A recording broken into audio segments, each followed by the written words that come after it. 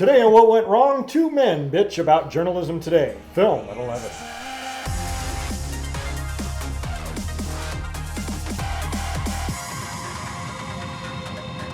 Hi, I'm Brett Mauser. I've made like that. It was good. I've made over 40 feature films, and during that time, I've had to pay my bills in other ways.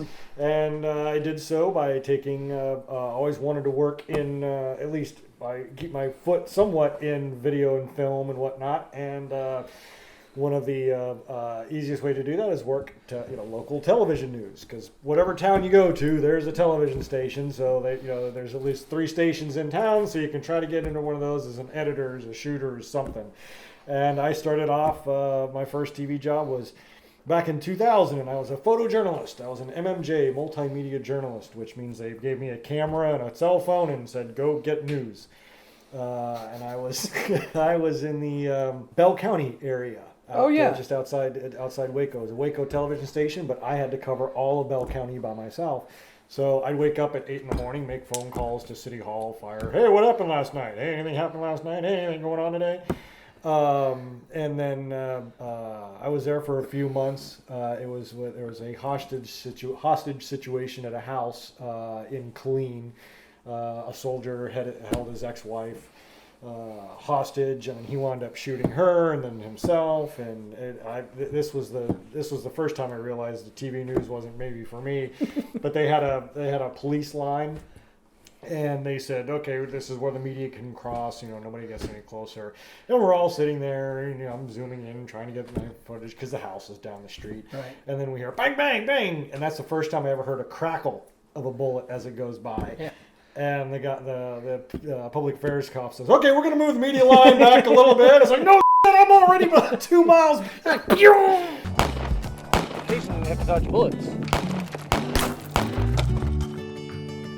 Maybe we should have put that media line a little further back. And that was when I was hiding behind a car, and because Ty was coming in the next day, because we were going to do a couple tag reshoots from way back in 2000. Right. And he calls, and I'm like, hey, he's like, hey, Brent, how you doing? Hey, Ty, can I call you back? I'm in the middle of a hostage situation right now.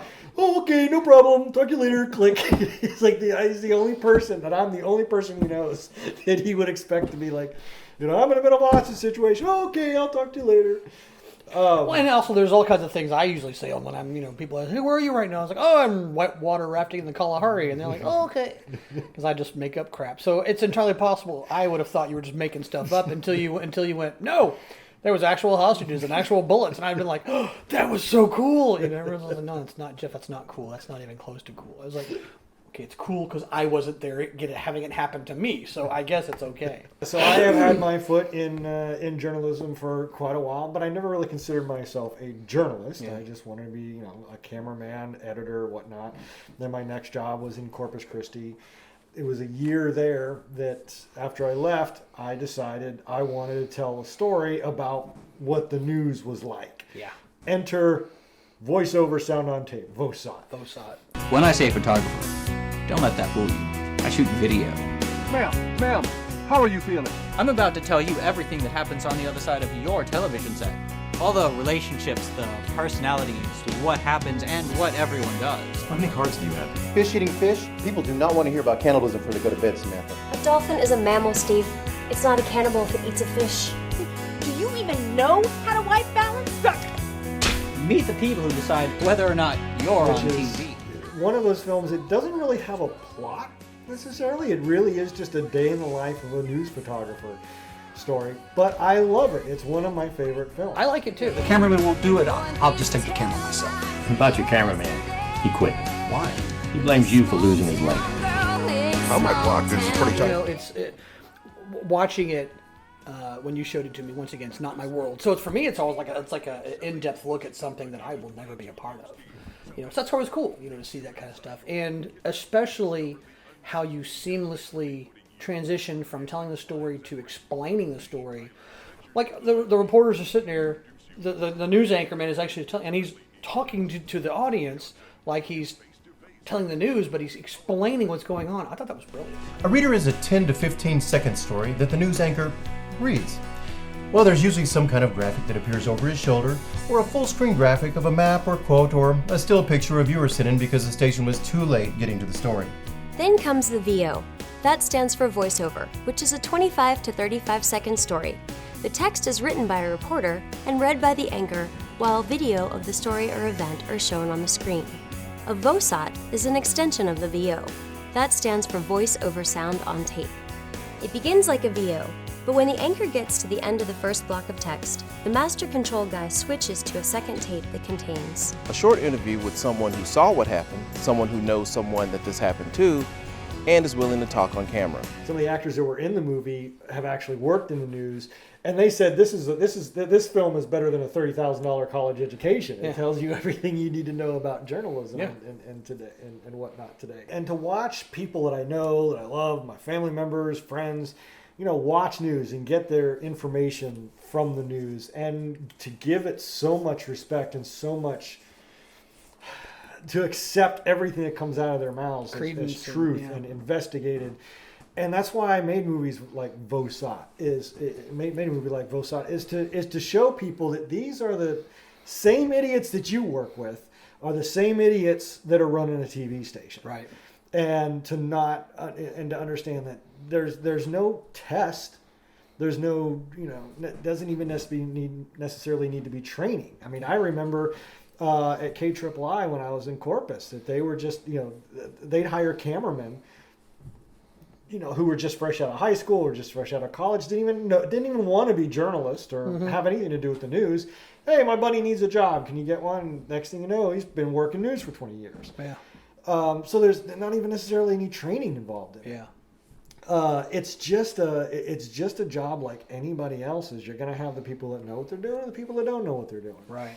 And unfortunately, just like every other aspect, politics and ideologies and what they learn and that indoctrination that they learn in schools is also infiltrated into the news. So you're going to get those opinions. I can't tell you the number of times I heard the phrase Damn Republicans. Damn Republicans uttered in a newsroom. Somebody goes after or challenges a Republican governor like Abbott. Just recently there were a producer cackle would be the best word I could think of. And she says, "Oh, they went after Abbott. Really showed him up." Like, well, where were you when Beto was getting revealed that he wasn't actually Hispanic background? Right. Why aren't you challenging going after them? There's no place that you'll find groupthink and an echo chamber like a newsroom, because you'll just have that liberalism everywhere, and they're not ashamed of it. Right. They know that it exists, and they somehow in their mind pretend that it doesn't, or that they are doing a decent job of. Do they also pretend that their ratings aren't in the toilet and that people trust the news no more than they trust Congress? And the fourth pillar of society is, in a swamp somewhere. Do they not realize that they are some of the most hated people on the planet now? Because whenever you see the news show up and people want to talk to people and they're telling them off, which I see constantly. And that was in Sutherland Springs. If you remember the thing. Just before I left, they were in a news meeting, the 2:00 meeting, and there was an anniversary. Oh, that's why I think they were getting ready to tear down the building or trying to decide to tear down the building, and they were saying that nobody will talk to them anymore. Nobody from Sutherland Springs wants to talk to the news. Right. What do you expect? Yeah. But there's no response. It's just almost like accepted and they move on. Right. And there's no well, how do we change this? What do we do? What are we doing wrong? What do we need to do? There's none of that. Well, that's one of the reasons that they're falling apart. That's one of the reasons that they have gotten to this point. If you're going to be doing something, what journalists have failed to understand, what the news has failed to understand. And I don't know if it's just because they're that stupid. I think it's just because they're that stupid. Because they're all stupid. The journalists that I've worked with in my past, they're idiots. Complete idiots. They just don't realize they're just doing their job, they're getting their paycheck, and they have no appreciation or understanding or even desire to fulfill the obligation that they have, which is why I don't think they know what their obligation is. Which is the point, is that they've fallen so far away that they're useless. People don't buy newspapers anymore because they don't care.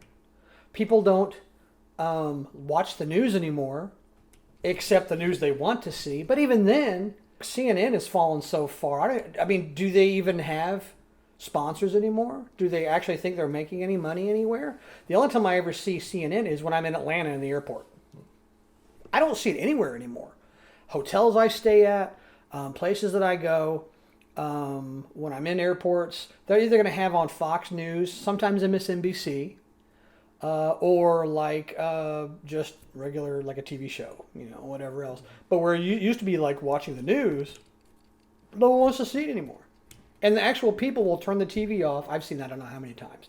The news will be on, and there'll be somebody, get that shit off of there, and they'll turn it off, or they'll do something else with it. Hotels have stopped carrying the news because no one wants to see it. And the whole idea was that the journalists, the reporters, were supposed to be the ones informing the American public about what was going on, and then it was our job to figure out what we thought about it. Well, now they're trying to tell us how to think about what things are going on. And unfortunately, you may have certain people, like in California or New York, who like that. Because they're not used to actually being, they're not used to being human beings. Okay. And I'm not trying to say bad things about Yankees and Californians, but it's the Yankees and the Californians. And all the people that I know that were born and raised above the Mason-Dixon line, I'm not saying it's a Southern thing, but I'm saying it's like you go to a certain side, like this side of Pennsylvania, Philadelphia, Yankees. This side, Pittsburgh, Midwesterners. They're not quite as bad. Even the guys in Detroit. Okay. But you get a lot of these people who just whatever CNN tells them, whatever MSNBC tells them, that's the way it is.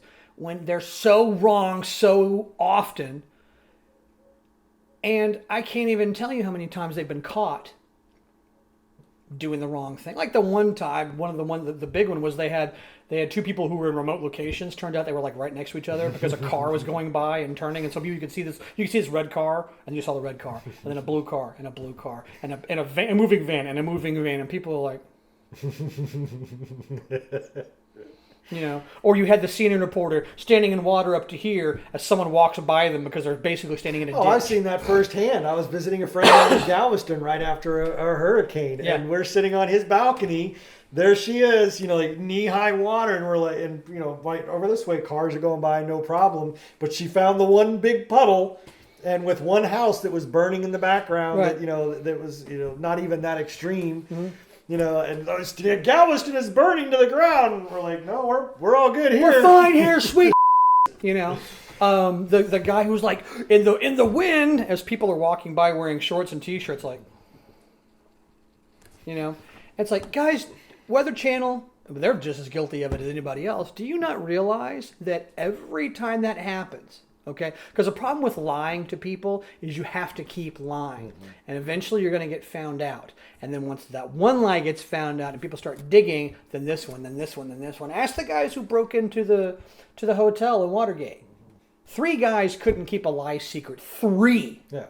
3 people couldn't keep it. That's why you don't lie. You just tell the truth. That way you don't have to remember all the bullshit. Tell the truth, and when people say, well, it's like, go look yourself, princess. It's the truth. I don't know what to tell you. Yeah. And you can, the truth will set you free. There's always reasons that the truth, veritas, always speak the truth, always be ironclad. It's just one of these things. Veritok, ironclad. It's always the truth, And the problem is the news has gotten to the point to where they're not giving us the truth. And once we start seeing it and seeing it and seeing it, how can I trust you anymore? If I can't trust you, then why am I listening to you? If I can't listen to you, I'm sure as not going to pay for your stuff. And if all of a sudden advertisers aren't getting any money, what are you doing? You've actually eaten your own lunch, and you're suffering because of it. How much money has CNN lost? Well, that's an interesting, you're talking about advertising, and you kind of talked about ratings a little bit earlier, and this is a conversation that I had with a former manager. We have the all holy book, we have the 4 sweeps months, and we have Nielsen ratings come out, and the way Nielsen's are done, you have this small, this small group or small number of families or households around town that have a box on their on their TV and records what's being watched. And you may have 30 to 50 households that are representing an entire city of 1 million people. Right. And I've had this conversation with a manager in marketing about, this is bullshit, right? And they know, they have said, yes, but it's all we have. We use these numbers to sell to our advertisers. I wouldn't be surprised if only 500 to 1,000 people in San Antonio watch a TV station, one particular TV station news at 10 o'clock at night. Right. But it's so known that it's that the Nielsen's within the industry itself. It's so well known that the Nielsen's aren't giving an accurate, really understanding of who's watching what. Right. But yet your entire advertising budgets and advertising costs are coming from this. In order to grab those ratings that aren't even real to begin with, you're fabricating news, you're fabricating what's happening in the business, and people will say, well, it's okay because we're just teasing it, or we're telling a lie or a little fib in the tease. Right. We're just trying to draw audiences in. Problem is, they're watching their regular primetime TV show, and a 15 to 30 second promo for the news comes up as, is this deadly for, what's in your kitchen that can kill you? Film at 11, yeah. Or this dish soap detergent, is it really getting your hands clean? Yeah. That's all people have. Yeah. So they're going to work the next day with that promo in mind. Oh, I saw something that said this particular dishwashing detergent doesn't actually work. Well, did you watch the show? Because the actual thing said, no, it's fine, just like any other thing. But they get you afraid and get your curiosity up and just to try to get you to tune in. But then people aren't watching that actual news report. They just know the promo or the commercial, and they build their well, if they're saying that there's something wrong with this soap detergent, then I must better not use that. Not tuning into the actual story to find out. Right. And then go around the rest of the day telling everybody else, hey, don't use this brand because the nightly news said it doesn't actually work. Yeah. No, the promo said, does it work? Yeah. So yeah, even when you're being sensationalized, when you're sensationalizing a news promo, you got to watch out for that too, because you are telling a story in that promo that some people are going to interpret as the truth. If they're asking a question about this topic, there must be something there. Yeah. One of the things that, like I said, the when that kid and that from that Catholic school back in 2000 or 19 when it was, Nick Salmon or whatever, and the news jumped on that he was the cause of it. Turns out it was the other guy who lied about being a Vietnam vet and everything else. And all of a sudden, CNN is paying $500 million, and MSNBC is paying $300 million, and these news channels are having to pay millions of dollars. And I told people, I was like, look, if you don't like something the news is saying, can walk on there with a lawsuit. If they've done something to defame, if they've done libel or slander, although one's writing, one's not writing, but if they've done something, make them pay for it. Because nowadays in the news, when you have someone say something that's not true,